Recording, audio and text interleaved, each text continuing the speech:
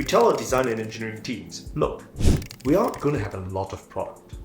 So better damn well come up with something which is truly great. I'm Min, co-founder and CEO of Razer, and thank you for having me. How do you pinpoint the need for a new product in the market? And then how does it carry on from there? Well, first up, that idea can come from anywhere. When I say anywhere, it could be anywhere in the company. It could be anyone in the company. It could be anyone outside the company also at the same time. Who comes up with that idea and say, hey, wouldn't it be cool? It usually starts off like that. Wouldn't it be cool if we did this? But we listen to everyone and then we go, okay, if something gets traction internally, and usually because we've got gamers internally who will say, hey, I think I would like one of those. And somebody will say, that's the stupidest thing I've ever heard, right? And then somebody will say, no, that's not, That's how the ball starts rolling. Now, if that comes to life, concepts can float up to anyone.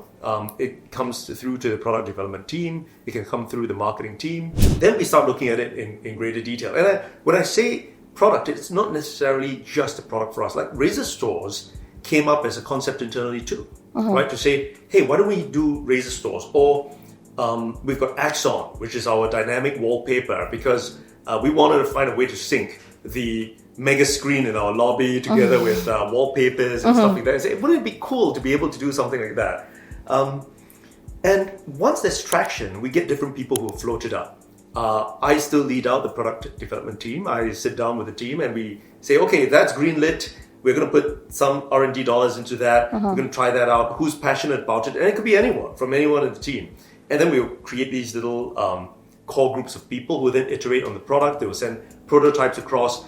And then we'll go through that process from industrial design to prototyping to mock-ups to shipping samples. And at any phase internally within the development cycle, it could be 6 months to 3 years, 5 years and stuff like that. We've had products in development hell for like 10 years and things.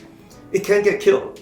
But if there's enough traction that goes through, at some point we say, okay, this is going to make it to RazerCon. This is going to make it to CES. This is going to be shipped to Best Buy. And then, fingers crossed, we've had products that get killed on the eve of a launch. Like, if there's anything that comes to pass that doesn't meet the expectations, it can get killed. But, that's why we get so few products that come through, to fruition. And that's why we're so proud of them. We have a very wide kind of a swath of different products. But if you think about it, we don't have that many product lines.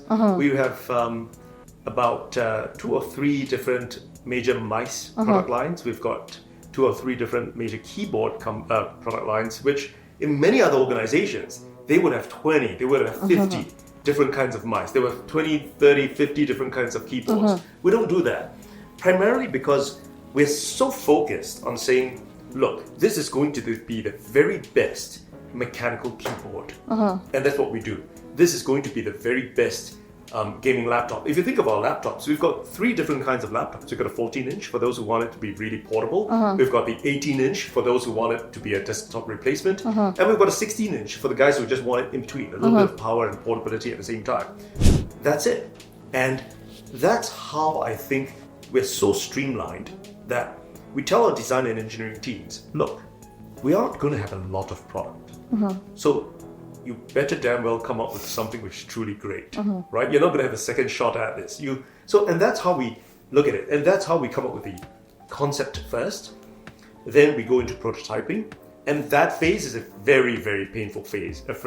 We have a multitude of prototypes. They go over and over and over. And once we nail down maybe about 2 or 3 clear directions, that's the next bit, which we constantly iterate over and over and over again. We like to say that the last 10% of any product is going to take up 90% of the time. Because that's when we iterate it over and over and over again. And oftentimes, products get killed in that phase because they don't meet our standards, the technology is just not available at that point of time. And we are not shy to try, right? And that's how it is. It's just this long, drawn-out process of constant iteration and constant experimentation. But it's fun. How do you then decide, okay, we've got let's say the Black Widow line of keyboards, how do you decide, okay, it's time for us to make it a new version of that? Well, technology is definitely one part of it. Good example, I think, is back in the day, all the mechanical switches came from a single company. And there was a single pattern that was always used by the single company, and there was no change to it. And we were constantly saying, hey, look, we would like you to be able to change the actuation point, we'd like to be able to test this out. And we couldn't do that. So what we did was we went in and said, okay, we're going to design our very own mechanical switch. And that's how we kind of kickstarted this entire network of mechanical keyboards today. That using different switches and stuff like that, we pretty much kind of pushed the entire industry in that direction. Likewise, even laptops, as I say, everyone was happy having it all luggables and things like that. Even the gaming mouse. So something that we tend to do is we know what the gamers want. We sit down with them and we're very focused. We then bring the technology to bear and we constantly push the envelope all the time. I keep using that phrase, pushing the envelope, because we constantly do that at Razer.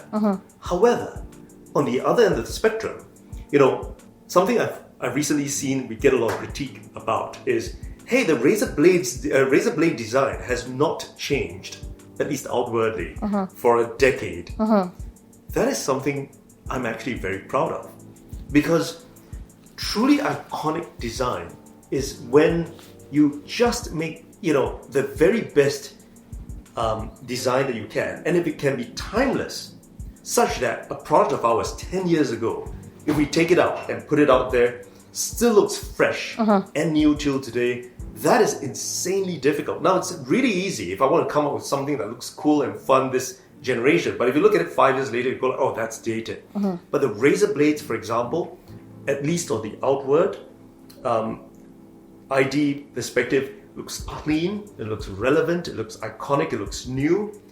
That is insanely difficult. But under the hood, that's where the technology comes in. That's where we are saying you've got 8th generation vapor chambers that we've got. It's able to be so much more powerful today versus than before. So it's this fine interplay between what is design and iconic design. And something I'm proud of is that many of our early designs till today still look absolutely fresh and new. And that is something we want to do on a industrial design level. But on a technology side, that's where we really make a lot of changes constantly. This has been me speaking to Min here at the Razer HQ in Singapore. Thank you guys so much for watching, and I'll see you guys in the next one. Bye!